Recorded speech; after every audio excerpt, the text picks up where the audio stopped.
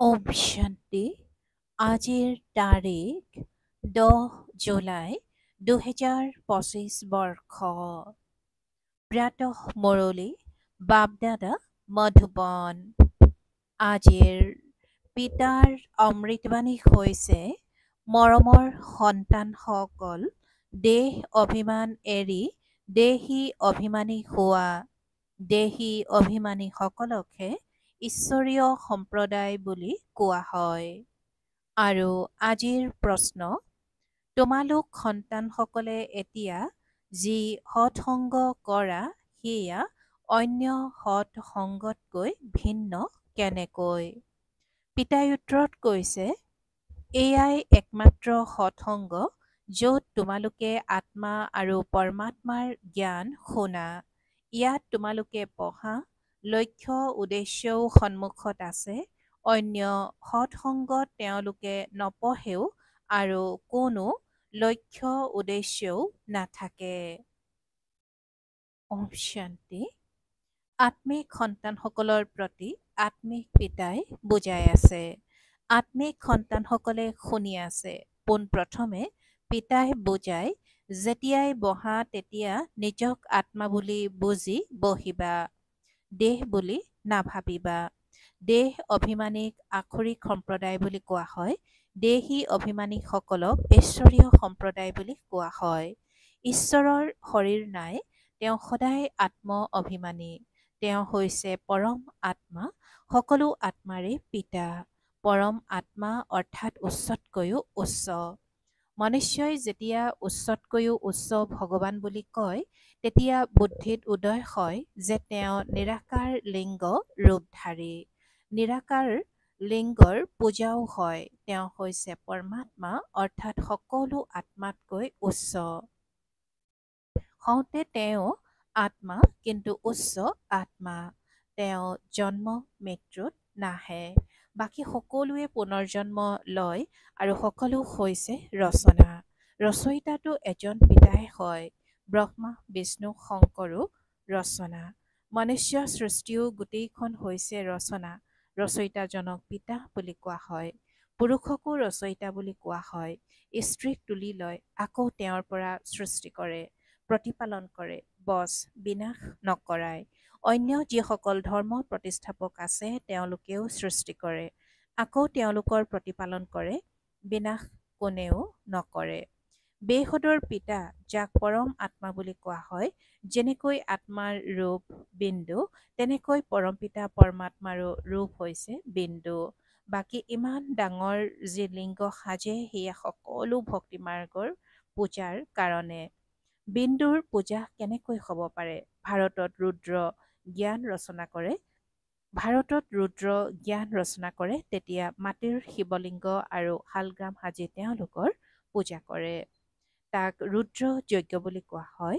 বাস্তৱত আচল নাম হৈছে ৰাজস্ব অশ্বমেধ অবিনাশী ৰুদ্ৰ গীতা জ্ঞান যজ্ঞ, যাৰ বিষয়ে শাস্ত্ৰবিলাকতো লিখা আছে। এতিয়া পিতাই সন্তানসকলক কয়, নিজক আত্মা বুলি বুজা। অন্য যিবোৰ সৎসংগ আছে তাত আত্মা বা পৰমাত্মাৰ জ্ঞান কাৰোৱে নাই আৰু দিবও নোৱাৰে। তাততো কোনো লক্ষ্য উদ্দেশ্য নাথাকে।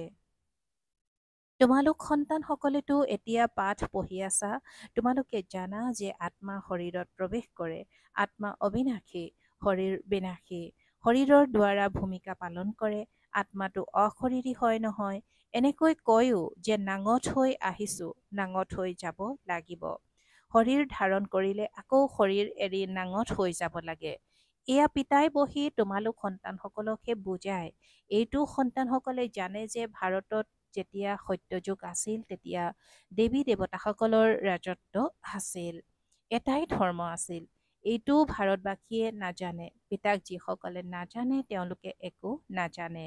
প্ৰাচীন ঋষি মুনিসকলেও কৈছিল, আমি ৰচয়িতা আৰু ৰচনাক নাজানো। ৰচয়িতা হৈছে বেহদৰ পিতা। তেওঁৱে ৰচনাৰ আদি মধ্য অন্তক জানে। আদি বুলি কোৱা যায় আৰম্ভণিক, মধ্য মাজৰ সময়খিনিক। আদি হৈছে সত্যযুগ, যাক দিন বুলি কোৱা হৈছে। আকৌ মধ্যৰ পৰা অন্তলৈকে ৰাতি। দিন হৈছে সত্যযুগ ত্ৰেতা, স্বৰ্গ হৈছে বিশ্বৰ আচাৰ্য। ভাৰতেই স্বৰ্গ আছিল য'ত লক্ষ্মীনাৰায়ণে ৰাজত্ব কৰিছিল। এইটো ভাৰতবাসীয়ে নাজানে। এতিয়া পিতাই এতিয়া স্বৰ্গ স্থাপনা কৰি আছে। পিতাই কয়, তোমালোকে নিজক আত্মা বুলি বুজা, আমি অতি উত্তম আত্মা। এই সময়ত মনুষ্য মাত্ৰেই সকলো দেহ অভিমানী। পিতাই আত্মা অভিমানী কৰি তোলে। আত্মা কি বস্তু? এয়াও পিতাই শুনায়। মনুষ্যই একোৱেই নাজানে। যদিও কয় যে ভ্ৰুকুটিৰ মাজত জিলিকে বিচিত্ৰ তৰা, কিন্তু সেইটো কি, কেনেকৈ তাত ভূমিকা নিহিত হৈ আছে, সেয়া একোৱেই নাজানে। এতিয়া তোমালোকক পিতাই বুজাইছে, তোমালোক ভাৰতবাসীয়ে চোৰাশী জন্মৰ ভূমিকা পালন কৰিবলগীয়া হয়। ভাৰতহে উচ্চ খণ্ড। যি মনুষ্য মাত্ৰ আছে, তেওঁলোকৰ এইখন তীৰ্থ সকলোৰে সদগতি কৰিবলৈ পিতাই ইয়ালৈ আহে। ৰাৱণ ৰাজ্যৰ পৰা মুক্ত কৰি মাৰ্গদৰ্শক হৈ লৈ যায়। মনুষ্যইটো এনেয়ে কৈ দিয়ে যে অৰ্থ একোৱেই নাজানে। ভাৰতত পোনপ্ৰথমে দেৱী দেৱতাসকল আছিল, তেওঁলোকে আকৌ পুনৰ জন্ম ল'বলগীয়া হয়। ভাৰতবাসীয়ে দেৱতা আকৌ ক্ষত্ৰিয় বৈশ্য শূদ্ৰ হয়। পুনৰ জন্ম লয় নহয়। এই জ্ঞানপূৰ্ণ ৰীতিৰে বুজিবলৈ 7 দিন লাগে। পতিত বুদ্ধিক পাৱন কৰি তুলিব লাগে। এই লক্ষ্মীনাৰায়ণে পাৱন সৃষ্টিত ৰাজত্ব কৰিছিল নহয়। তেওঁলোকৰেই ভাৰতত ৰাজত্ব আছিল। তেতিয়া অন্য কোনো ধৰ্ম নাছিল। এখনেই ৰাজ্য আছিল। ভাৰত কিমান চহকী আছিল। হীৰা-মুকুতাৰ মহল আছিল। আকৌ ৰাৱণ ৰাজ্যত পূজাৰী হৈ গ'ল। আকৌ ভক্তিমাৰ্গত এই মন্দিৰ আদি নিৰ্মাণ কৰিছে। সোমনাথৰ মন্দিৰ আছিল নহয়। এটা মন্দিৰতো নহয়। ইয়াতো শিৱৰ মন্দিৰত ইমান হীৰা-মুকুতা আছিল, যিবোৰ মহম্মদ গজনবীয়ে উটৰ পিঠিত ভৰপূৰ কৰি লৈ গ'ল। ইমান সম্পদ আছিল। উটনো কি লাখ লাখ উট লৈ আহিলেও নি শেষ কৰিব নোৱাৰে। সত্যযুগত সোণ, হীৰা-মুকুতাৰ অনেক মহল আছিল। মহম্মদ গজনবীতো এতিয়া আহিছে। দাপৰততো কিমান মহল আদি থাকে। সেইবোৰ আকৌ ভূমিকম্পত তলত গুচি যায়। ৰাৱণৰ কোনো সোণৰ লংকা নাথাকে। ৰাৱণ ৰাজ্যততো ভাৰতৰ এনেকুৱা অৱস্থা হৈ যায়। 100% অধৰ্মী, ভ্ৰষ্টাচাৰী, কঙাল, পতিত বিকাৰী, নতুন সৃষ্টিক নিৰ্বিকাৰী বুলি কোৱা হয়। ভাৰত শিৱালয় আছিল, যাক বিশ্বৰ আচাৰ্য বুলি কোৱা হয়। বহুত কম মনুষ্য আছিল। এতিয়াতো কোটি কোটি মনুষ্য আছে। বিচাৰ কৰিব লাগে নহয়। এতিয়া তোমালোক সন্তানসকলৰ কাৰণে এয়া পুৰুষোত্তম সংগম যুগ। যি সময়ত পিতাই তোমালোকক পুৰুষোত্তম পাৰস বুদ্ধিৰ কৰি আছে। পিতাই তোমালোকক মনুষ্যৰ পৰা দেৱতা হোৱাৰ সুমত দিয়ে। পিতাৰ মতৰ কাৰণে গায়ন কৰা হয়। তোমাৰ গতি মত অনন্য। ইয়াৰো অৰ্থ কোনেও নাজানে। পিতাই বুজায়, মই এনেকুৱা শ্ৰেষ্ঠ মত দিওঁ যে তোমালোক দেৱতা হৈ যোৱা। এতিয়া কলিযুগ পূৰ্ণ হ'ব। পুৰণি সৃষ্টিৰ বিনাশ সমাগত। মনুষ্য একেবাৰে ঘোৰ অন্ধকাৰত কুম্ভকৰ্ণৰ নিদ্ৰাত শুই আছে।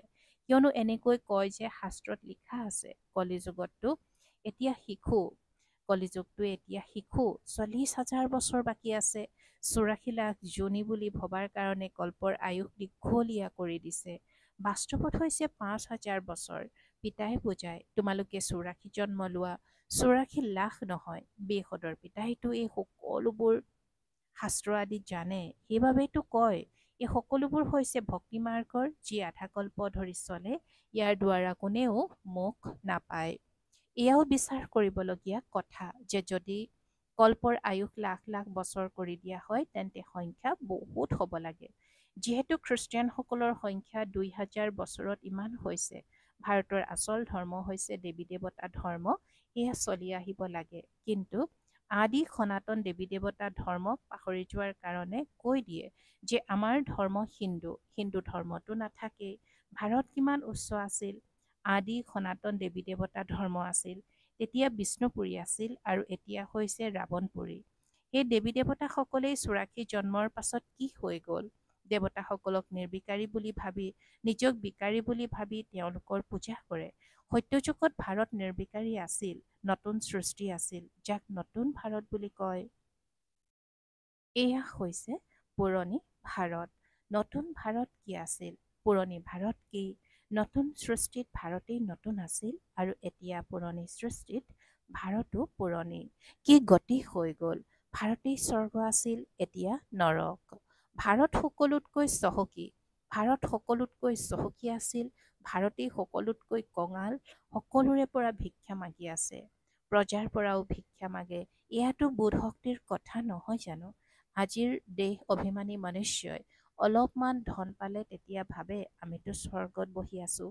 সুখধামক স্বৰ্গক, অৰ্থাৎ পিতাই কৈছে যে সুখধামক অৰ্থাৎ স্বৰ্গক একেবাৰে নাজানে, কিয়নো পাথৰ বুদ্ধিৰ।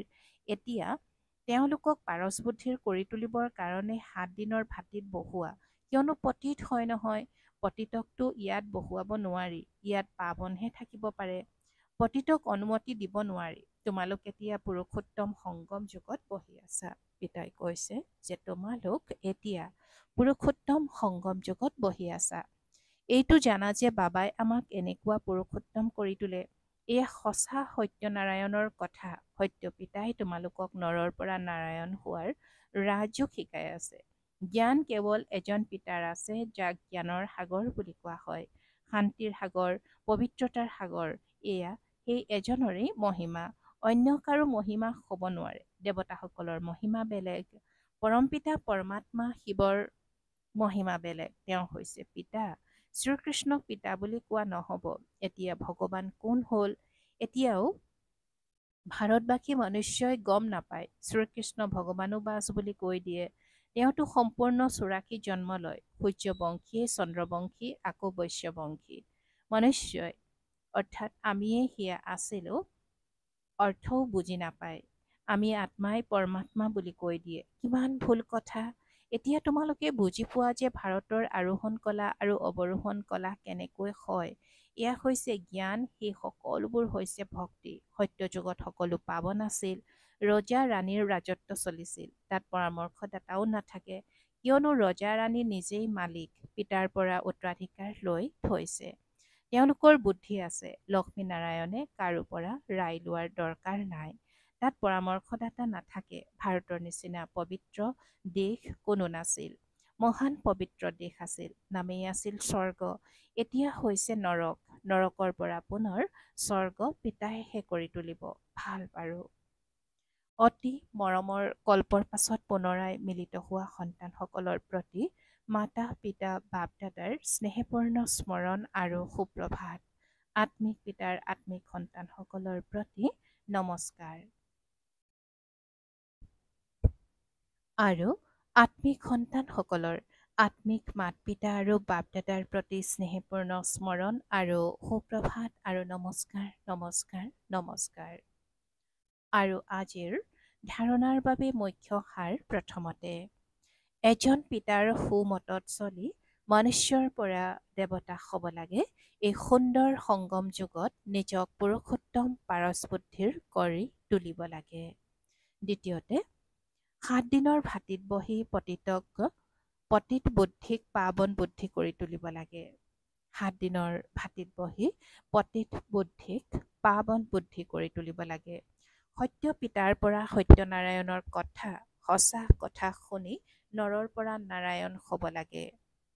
সত্য পিতাৰ পৰা সত্যনাৰায়ণৰ সঁচা কথা শুনি নৰৰ পৰা নাৰায়ণ হ'ব লাগে। আৰু আজিৰ বৰদান। প্ৰতিটো সম্পদ পিতাৰ নিৰ্দেশনা অনুসৰি কাৰ্যত ব্যৱহাৰ কৰোঁতা সৎ আৰু বিশ্বাসভাজন হোৱা। প্ৰতিটো সম্পদ পিতাৰ নিৰ্দেশনা অনুসৰি কাৰ্যত ব্যৱহাৰ কৰোঁতা সৎ আৰু বিশ্বাসভাজন হোৱা। আৰু আজিৰ বৰদানৰ ব্যাখ্যা। সৎ অৰ্থাৎ বিশ্বাসভাজন তেওঁকেই কোৱা হয়, যিয়ে পিতাৰ দ্বাৰা প্ৰাপ্ত সম্পদ পিতাৰ নিৰ্দেশনা অবিহনে কোনো কাৰ্যত ব্যৱহাৰ নকৰে। যদি সময়, বাণী, কৰ্ম, শ্বাস আৰু সংকল্প পৰৰ মত বা সংগদোষত অৰ্থাৎ ব্যৰ্থত অপচয় কৰে, স্বচিন্তনৰ সলনি পৰচিন্তন কৰা, সমানৰ সলনি যিকোনো প্ৰকাৰৰ অভিমানত আহা, শ্ৰীমতৰ সলনি নিজৰ মতৰ আধাৰত চলা, তেন্তে বিশ্বাসভাজন নহলা। এই সকলোবোৰ সম্পদ বিশ্ব কল্যাণৰ বাবে প্ৰাপ্ত হৈছে, গতিকে তাতেই ব্যৱহাৰ কৰা। এয়া হৈছে বিশ্বাসভাজন হোৱা। এয়া হৈছে বিশ্বাসভাজন হোৱা।